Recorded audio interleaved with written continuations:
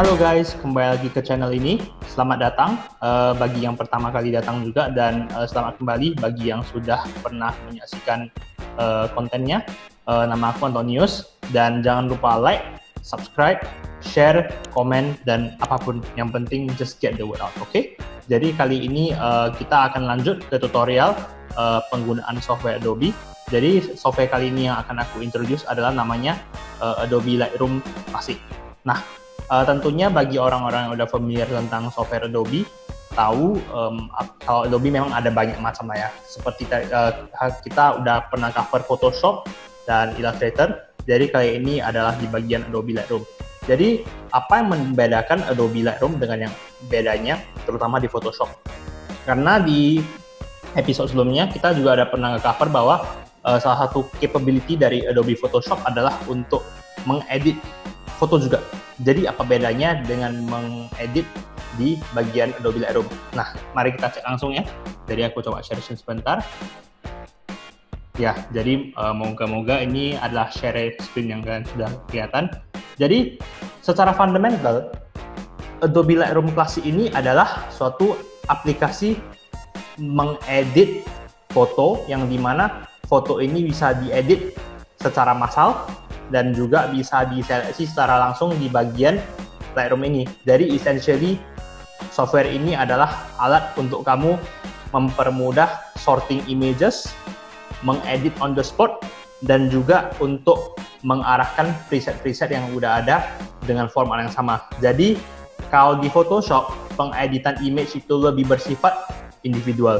Sedangkan kalau di Lightroom keuntungannya adalah foto-foto tersebut bisa diedit secara massal dan menggunakan preset atau template yang sama dan dibawa bersamaan.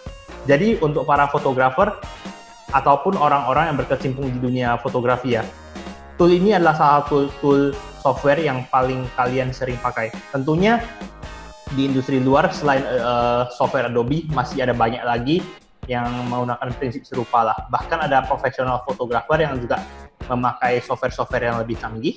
Namun aku juga percaya Adobe Lightroom is the first step to realizing that path. Jadi di bagian sini aku akan kasih kalian lihat interface-nya dan apa-apa aja yang perlu di take note. Jadi for most of the time kita akan fokus di bagian library dan develop-nya, karena bagian map sampai web sendiri itu tergantung dengan kebutuhan masing-masing. Jadi first of all, jadi cara untuk mengupload images ke dalam Adobe Lightroom ini adalah melalui import foto dan video.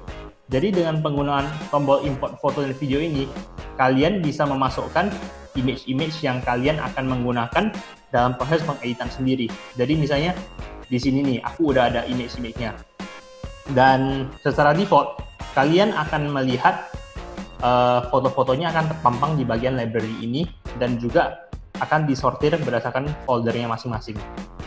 Jadi sekali lagi, setelah kalian melakukan import, maka folder yang akan terlihat itu dengan image masing-masing ini akan terpampang di sebelah kiri ini. Ya, jadi yang seperti kalian lihat di sebelah kiri ini ada folder yang namanya 102 Canon. Jadi ini adalah nama folder yang aku pakai di mana asal foto ini berada. Jadi seperti yang kalian lihat juga, ini ada total 249 foto. Percaya nggak percaya, image ini sebenarnya bisa diedit dalam waktu 1 jam. Kalau kalian mau cepat, sebenarnya bisa. Caranya gimana? Gampang. Nah, sebenarnya kalian lihat, ini kan image-nya kan banyak. Jadi, step yang akan kita lakukan adalah dengan mengsortir foto-foto mana yang lebih diprioritaskan, mana yang lebih bagus, dan juga yang kurang bagus lah. Jadi, itu adalah tahap pertamanya. Baru tahap kedua kita menuju ke tahap development untuk mengedit foto-foto yang bisa diperbaiki lagi dan kemudian mengekspor foto dan katalognya sendiri. Jadi misalnya, sekarang kita lagi di step 1. Dari apa yang kita lakukan di step 1 adalah kita akan mensortir images-images yang ada. Sebelum itu, mungkin aku ada baiknya juga akan mengintroduce kalian ke satu shortcut, tombol I atau images, yang dimana di sebelah kiri ini kalian akan melihat apa tipe dari image ini dan juga dengan kamera apa dan juga dengan detail-detail yang telah diperlukan. Jadi misalnya shutter speed-nya lah, aperture-nya, ISO-nya, dan juga title dari image sendiri. Jadi bagi yang pertama kali berkecimpung di dunia fotografi, title CR2 ini adalah merujuk ke title extension file tersebut. Jadi di fotografi kita kenal dengan namanya file JPG. File JPG adalah file yang langsung diambil dari kamera dan istilahnya bukan file yang raw sendiri. Jadi ini adalah file yang menurut orang awam ini adalah file yang paling sering digunakan, yang langsung dikonversi ke dalam HP kalian maupun kamera kalian dalam bentuk JPG. Sedangkan raw file merujuk ke file yang dimana dia tidak akan terpampang secara langsung di bagian depannya. Jadi itu masih membutuhkan editing agar bisa ditampilkan secara full. Benefit dari foto dari RAW sendiri adalah di bagian editing sendiri, kalian bisa melakukan customization dengan lebih lanjut, dan dari sana image kalian akan lebih kinclong dan lebih gampang untuk di-adjust daripada meng-adjust file JPG sendiri. Oke, jadi kembali lagi ke tahap development ini. Jadi apa yang akan kita lakukan adalah untuk mensortir image. Jadi cara mensortir image ini ada 2 tahap. Jadi tahap 1 itu adalah tahap berdasarkan seberapa besar rating yang kita berikan dan warna atau label apa yang akan kita berikan. Jadi tahap pertama adalah dari bintangnya sendiri, dan tahap kedua adalah melalui tahap pewarnaan. Jadi contohnya, saat aku klik tombol 1 atau klik kanan menuju ke rating, maka saat aku memilih 1 sampai 5 ini, jadi di sana aku bisa memilih, oke, aku mau bintang 1. Dan kalian akan melihat di bagian pojok kiri bawah sini, itu akan ada label bintangnya. Jadi ini adalah pertanda bahwa image-nya telah di-label.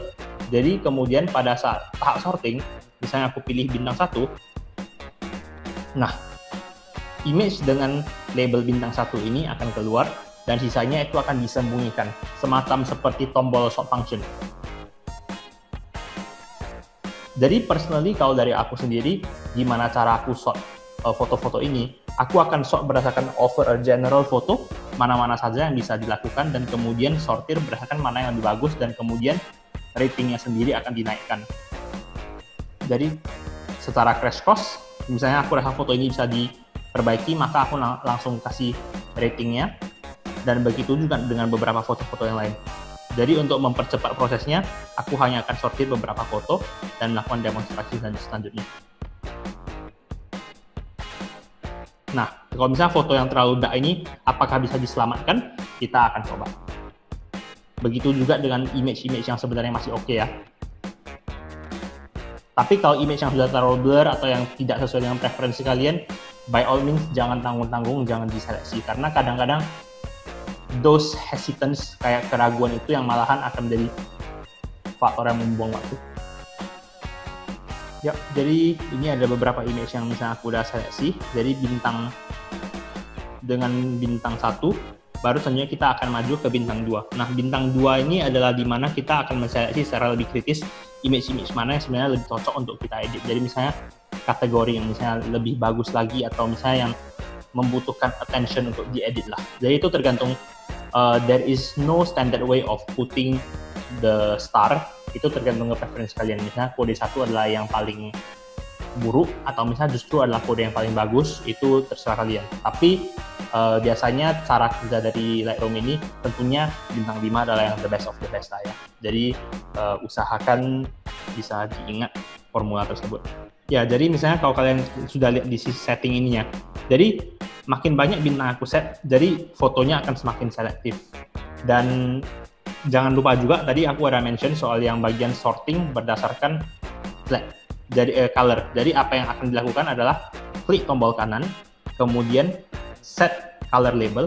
Jadi dengan color label ini kita akan melakukan sorting berdasarkan warna. Jadi misalnya apapun yang dengan bintang 2 dan juga dengan merah, jadi 2 faktor ini akan memunculkan foto yang tadi sudah diberikan bintang 2 dan juga warna merah tersebut.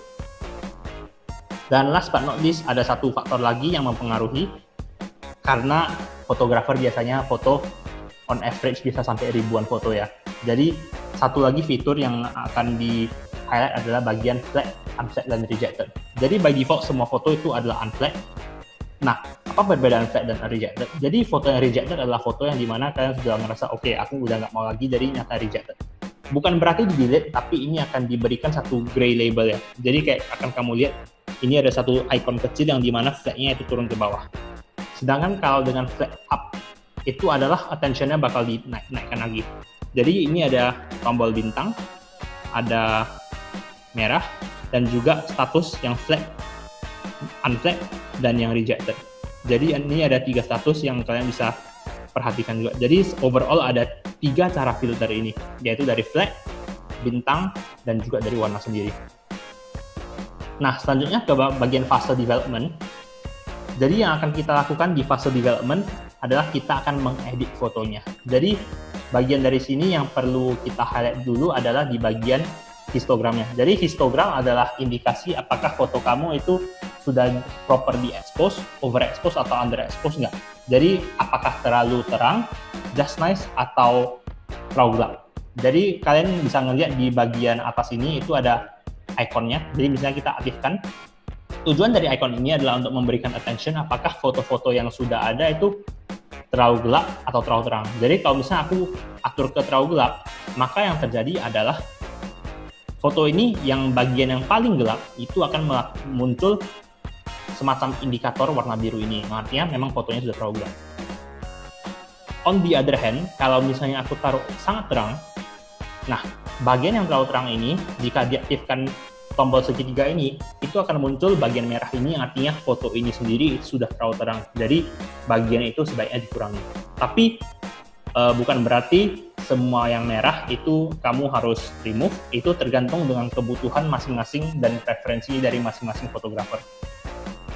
Selanjutnya yang akan aku introduce adalah di bagian cropping. Jadi cropping ini sebenarnya sangat berguna karena ya kita juga nggak tahu apakah formatnya mau square, mau persegi, atau mau gimana. Jadi dari sini kita bisa adjust aspect ratio-nya atau perbandingannya, proporsinya, dan dia bisa free flow. Jadi dengan klik tombol gembok ini sekali, kamu bisa mengadjust seberapa kecil atau seberapa besar aspek ratio yang kamu mau fokuskan. Dan kemudian dengan tombol brush ini tujuannya adalah untuk istilahnya kalau dalam Photoshop adalah clone stamp tool. Jadi apapun yang kamu klik di sini, misalnya ada bagian yang kamu nggak suka, ya jadi kamu bisa gantikan dengan elemen yang lain. Jadi prinsipnya sama dengan clone stamp tool.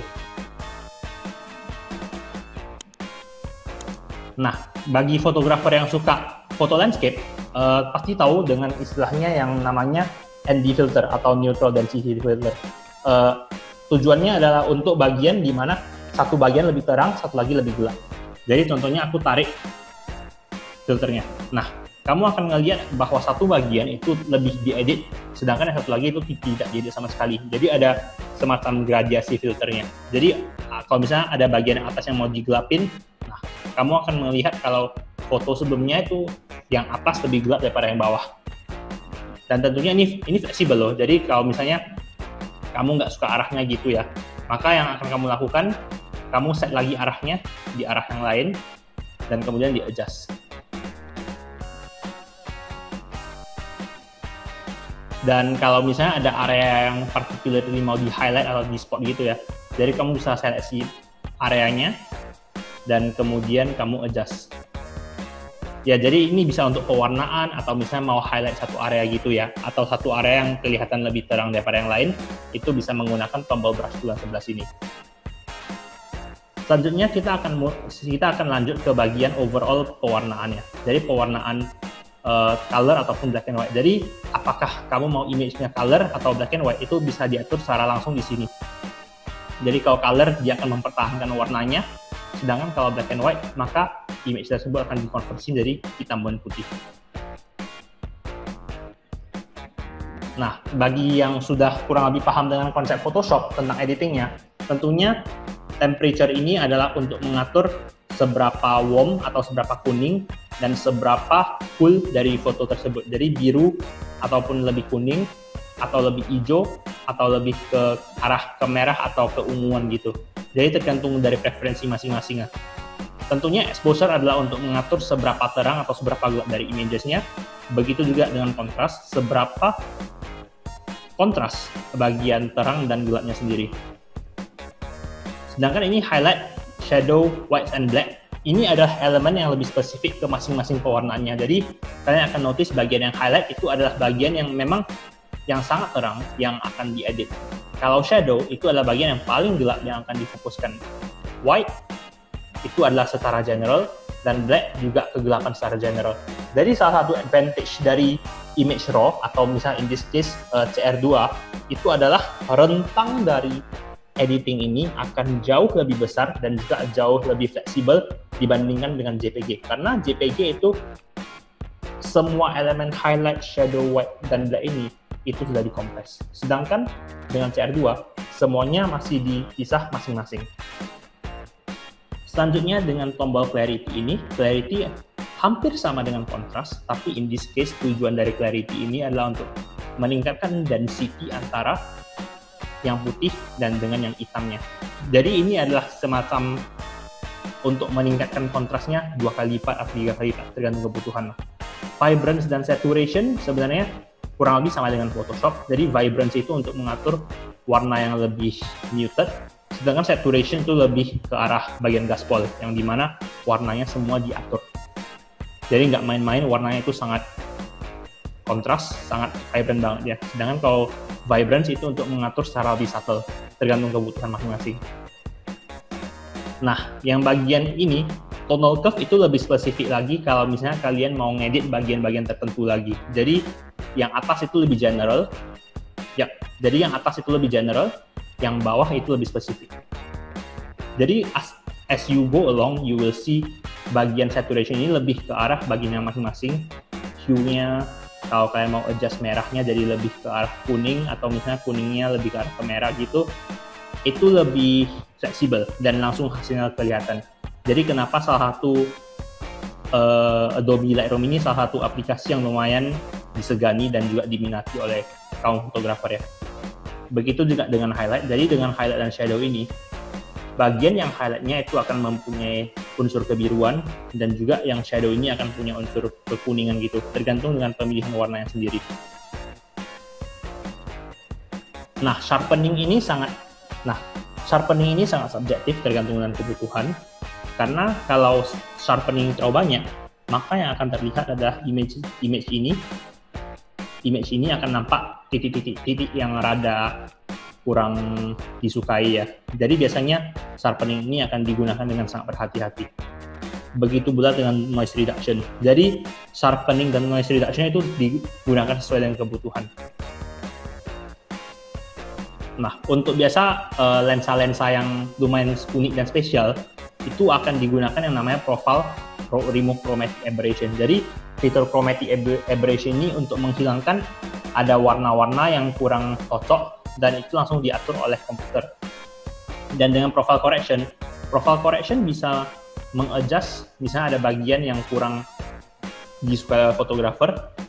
Jadi dengan profile correction ini, kesalahan yang disebabkan oleh lensa bisa di-fix dalam sistem secara langsung, karena Lightroom ini mengandung suatu artificial intelligence yang akan mendeteksi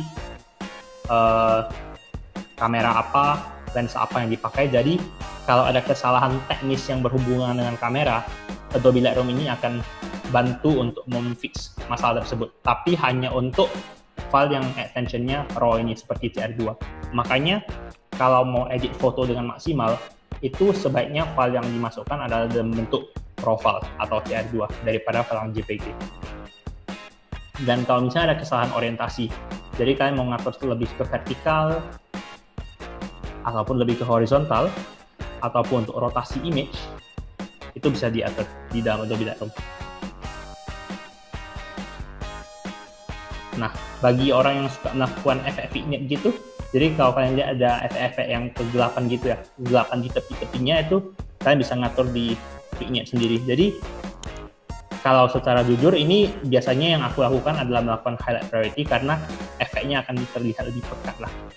Tapi jangan berlebihan, karena kalau terlalu berlebihan, jadi kalian lihat image-nya akan terlihat sangat hitam. Tentunya ada orang yang menyukai efek ini, tapi ada juga yang merasa efek itu terlalu berlebihan. Jadi, do use it sparingly dan juga be aware of the effect.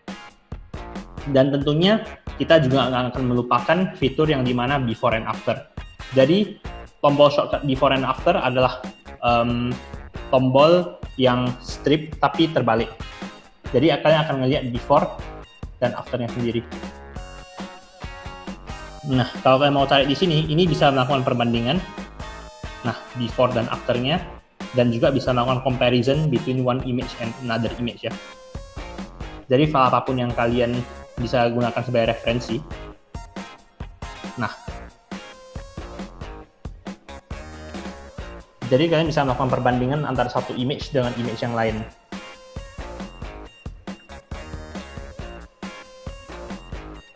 Dan selanjutnya untuk bagian synchronize. Nah, synchronize ini adalah salah satu fungsi yang sangat penting yang di bagian Lightroom, di mana jika kalian sudah melakukan pengeditan, maka kalian ingin membawa efek tersebut ke foto-foto yang lain, maka yang akan kalian lakukan, kalian seleksi images-nya, tekan tombol shift, dan tekan ujungnya sampai kemana, synchronize, misalnya aku pilih semua. Maka kalian akan ngelihat efeknya itu akan langsung dibawa ke image-image yang lain. Jadi ini sebabnya Adobe Lightroom itu sangat disegani, karena memang sekali edit satu foto dan kalian synchronize ke semuanya, image-nya itu akan share the same preset dan juga the status yang dipilih. Tentunya, last but not least, untuk mengekspor foto tersebut, kalian bisa klik File, Export. Nah, di bagian File Export ini, kalian juga bisa memilih subfoldernya seperti apa. Jadi misalnya kalian mau pilih di desktop kah, atau mungkin di spesifik folder sendiri, itu fleksibel banget. Jadi subfoldernya misalnya ABC. Nah, ini format penamaannya juga sangat fleksibel, jadi bukan hanya di filenya sendiri, tapi juga bisa memilih custom text sendiri, misalnya ABC 1. Image format yang biasa dipilih itu JPG, atau misalnya TIFF, atau misalnya PSD, tergantung kebutuhan. Kalau misalnya kalian ngerasa ingin edit fotonya lagi di Photoshop, maka pilih PSD. Tapi kalau mau langsung di print out, maka JPG saja. Nah, kalau misalnya kalian sadar untuk mengirim file itu sangat terbatas dan juga sangat irit, maka kalian bisa memilih limitation untuk file size-nya sendiri. Misalnya aku pilih 2000 KB, yang dimana sama dengan 2 MB. Resolution sendiri ini yang sudah kita pernah cover di pelajaran sebelumnya. 72 itu kalau misalnya kalian hanya ingin untuk digital, tapi kalau 300 itu lebih ke arah untuk print medium. Sharpening sendiri itu sebenarnya tidak compulsory, jadi tergantung dengan apakah kalian mau print atau kalian mau hanya display ke dalam screen. Dan amount-nya biasa kita ikutin low saja, karena di dalam filenya sendiri sudah ada fitur sharpening, jadi kalau terlalu high itu akan menyebabkan sharpeningnya ketara. Nah, and what is the next step? Kalian juga bisa apakah mau buka di Photoshop atau langsung Finder atau misalnya File Explorer kalian atau do nothing. For my case, aku bakal select Show in Finder. Nah, dan tentunya biasa ada fotografer yang mau ada logonya atau watermarknya di dalam imagesnya. Jadi apa yang bisa kalian lakukan? Misalnya edit watermark. Nah di sini akan muncul dari penamaan file kamu itu mau seperti apa dan juga placementnya mau di mana.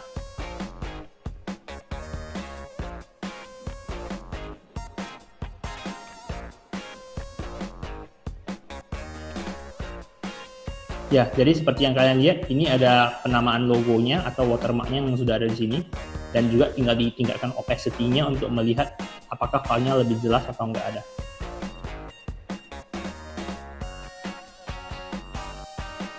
Jadi setelah itu tekan tombol export, maka kalian di sini akan melihat status exportnya itu sudah loading seberapa lama progresnya.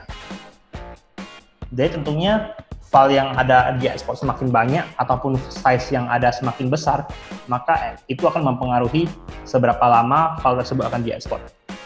Jadi sekian pelajaran hari ini. Jadi kalau ada yang ingin ditanyakan, silahkan comment in the section down below, atau bisa langsung menginquire dari social media account Instagram aku @antonsong.com. Thank you very much.